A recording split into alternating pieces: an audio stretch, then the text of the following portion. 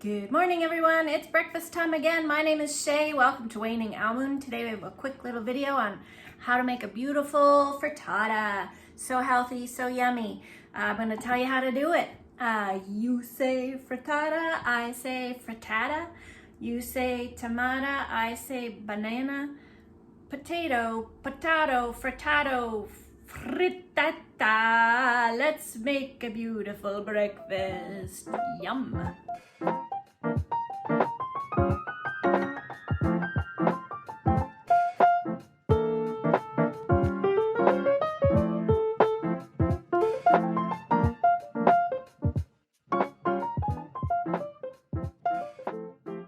Welcome to my kitchen. Today I'm going to make a frittata for you, a little demonstration of a favorite breakfast of mine.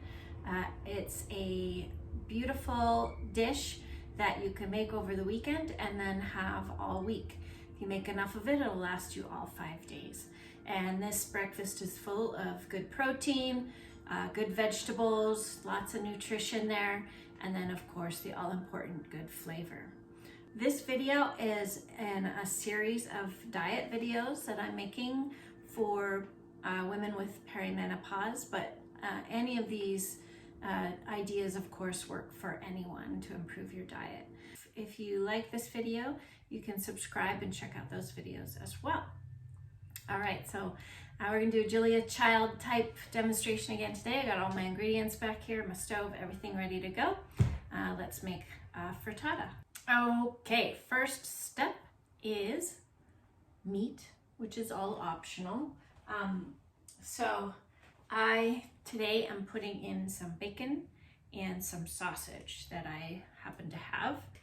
These are both considered what's quote unquote processed meat, and processed meat is not very good for you. So what I do is if I'm really hankering for some bacon and some sausage, I try to source it locally, and I really check the ingredients. So I found this bacon, and it has no nitrates in it. Notice it says uncured, sugar-free, beautiful bacon that is basically not processed. It's just the meat. So there's no fillers or dyes, no hormones. This I found at a local grocery store, but the sausage I have comes from a local meat source. I know exactly where it comes from. I also know that the ingredients have nothing in there that's going to be bad for me, like nitrates and preservatives, things like that. So I pre-cooked some bacon and sausage, and I'm going to heat that up in the pan at about medium level heat. Wait for it to get warmed up. I use a cast iron pan, and the reason I use cast iron is so that it can go into the oven after we do the stovetop part. Again, the meat is definitely optional. You can totally make this vegetarian, still very healthy, and pretty much everything in this recipe is going to be changeable. And as we go through, I'll put in some hacks and tips on how to do that. So if you are going vegetarian, you want to add some oil to the pan because there's no oils from the meat.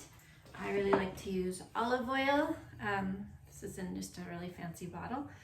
Olive oil and maybe a little bit of butter in the bottom of the pan. If I cook the meat in the pan previous to cooking though, the oils from the bacon definitely are enough oil. All right, so I'm going to warm up my meat just a little bit, just for the demonstration. Normally I just cook it in the pan and then keep going. Next, I'm going to add kind of a potato substitute. You could actually use potatoes in this, and I do all the time, but if I'm on a really strict cleanse diet or I don't want too many carbs, I'm not going to use potatoes. Today, I'm going to use cauliflower. So I have cut up a half of a cauliflower into small pieces like so. And beautiful cauliflower is a great substitute for potatoes if you don't want to do potatoes. And dump that in. And put that in our oil a little while. If you're using potatoes, you want to sometimes I parboil it a little bit, so I will boil it just for a few minutes. Like basically bring it to boiling, drain it, and then fry it so that it's a little bit cooks a little bit faster. All right, so we've got our cauliflower in there. That's gonna get nice and brown. I'm gonna pause and come back and when they're cooked, and we'll add our next ingredient. So the cauliflower and potato will vary in their cooking time. I would say the cauliflower takes about 4 or 5 minutes to get nice and soft and brown. Test it with a fork, make sure it's soft, maybe taste it a little bit. I could also take this opportunity to add a little seasoning. So I'm gonna take some beautiful kosher salt and sprinkle that on top of my cauliflower. Not too much if you're using bacon. Bacon has a lot of salt in it. And then I love fresh ground pepper is my favorite thing. If you're using potatoes, you might want to cook them a little bit longer. I really like them pretty crispy, so I use quite a bit of oil and a nice healthy oil like olive oil, and get them nice and crisp. Then I want to put in some onion and garlic, and you can save time with making your frittata by not putting onion and garlic, less prep time, but they add a lot of nice flavor. So I'm going to make sure my pan is still hot, and I'm going to add a little bit more oil for my onion and garlic, depending on how oily the pan looks, and then put that in. Today I have some green onion. Totally up to you what kind of onions you use, whatever you prefer. These don't take as long to cook. So I'm going to put my garlic in first because that likes to saute for a little bit. Start to smell the beautiful smell of garlic. Fortunately, that also makes your family come running and wanting to eat all your frittata up. And then my onions in. I don't cook the green onion for very long, but I would definitely cook chopped regular onions a little bit longer. Let those saute for a little bit. While they're sauteing, I'm going to start my egg mixture. It's not going to go in next, but I'm going to get it ready. So of course, I have eggs. Again, I try to locally source these if I can. If not, I always buy organic. And I put some almond milk in my egg mixture as well. So I'm going to take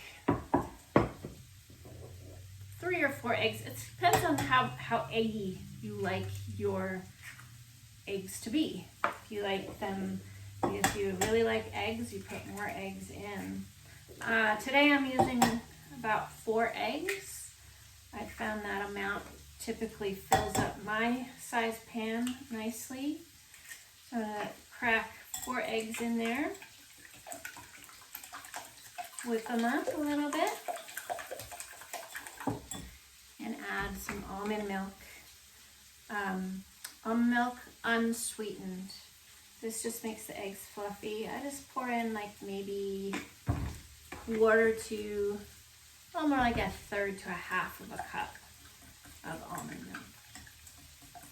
Whip that up. Again, I want to add some seasoning to that. So some salt and pepper. Maybe like 1/4 teaspoon of salt. Grind some fresh pepper. I put a lot of pepper in. And it's all up to your taste what you want to put in. At this point is when I put my herbs in as well. Today I'm using cilantro, parsley, and thyme, all fresh. Mostly because that's what I have on hand. The thyme came from my garden. I try to use the herbs from my garden as much as possible. And then the other herbs are organic. You can put whatever you like in here, whatever is available at that season. I really like to vary my frittatas with lots of different types of flavors. and this adds a lot to your nutrients and micronutrients. Mix that in. So here we have our egg mixture getting started. And then this is the point in pretty much ever that I allow a little bit of dairy. I put a little bit of feta cheese in. Adds so much to the flavor, and feta cheese is really low in fat. It's adding your flavor. So here's my feta. Got a little bit of flavor in it. And then I just crumble that up. There's a little more than I would maybe normally put in. I'm feeling a little frisky today. Adding a lot of feta to the mixture. I put it in with the egg mixture so it gets all nice and incorporated. All right, I'm gonna stir my onions and garlic and then come back and show you the next step. At this point in time, what I'm gonna do to get this frittata cooked and cooked fairly quickly and with a nice top, nice brown top on it and a nice brown top on the bottom, is at this point I'm gonna turn on my broiler. We're gonna cook the frittata on the bottom first and then on the top. So I'm gonna get my broiler ready, get that preheating a little bit, and then I'm gonna take my pan and I'm gonna really turn the heat up on the bottom of the pan. I'm gonna take all my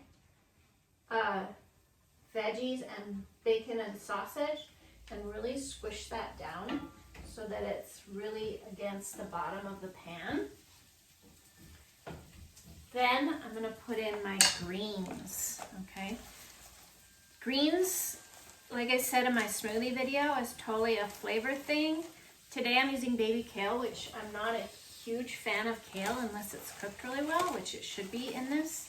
But my favorite, all-time favorite is using spinach. So I put those in a nice layer on top of my cauliflower or potato mixture. And I kind of smush that down as well. And if you like your greens a little bit more cooked, you could even saute them with the meat as well. Okay, so I'm going to get that nice and squished down. I might let that steam a little bit. I could even put a lid on it to let it steam and cook a little bit. And I think I'm going to do that today, actually.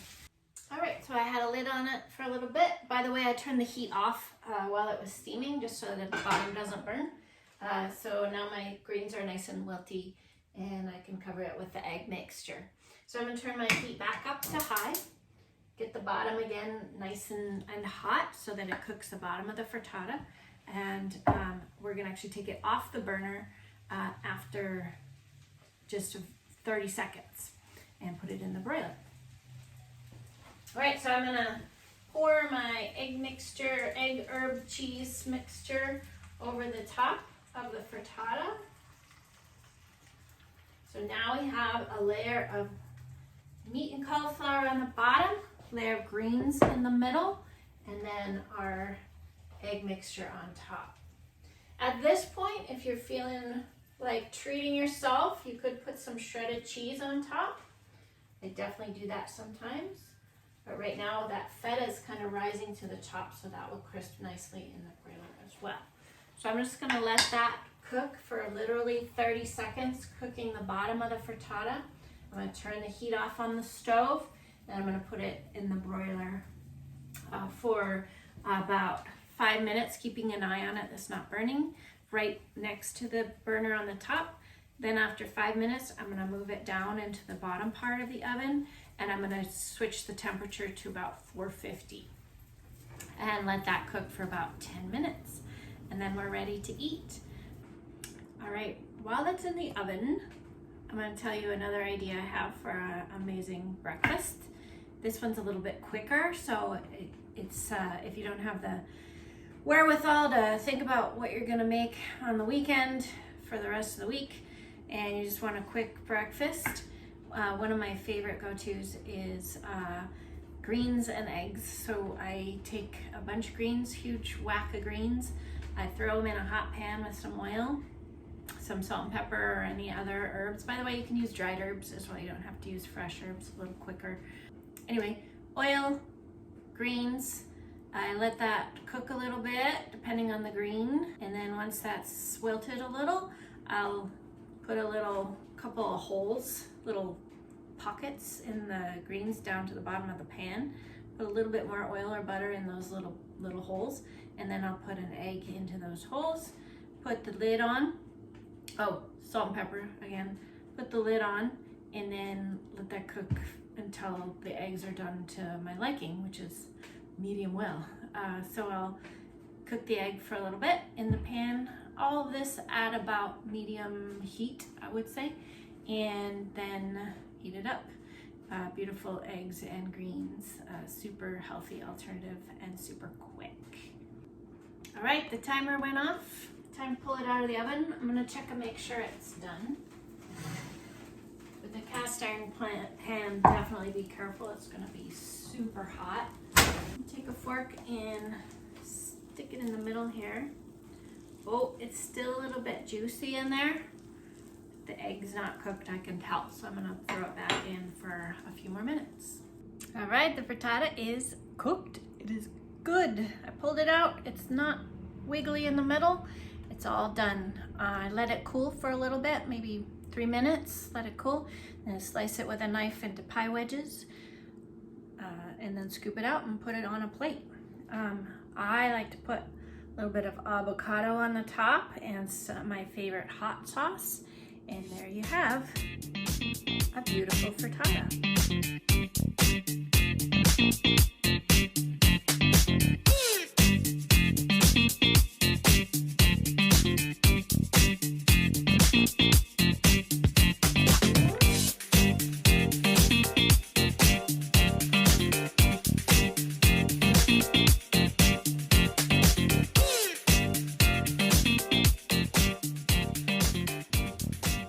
Thanks for joining me at Waning Owl Moon. Taking time to take care of your body is so important, and diet and nutrition is such an important step for that. Hopefully these recipes make you feel good. And remember though that I am no expert on perimenopause or menopause, so please seek other sources of information that you have at your disposal. Thanks for taking time to take care of yourself, and have a great day. Bon appetit! Yum.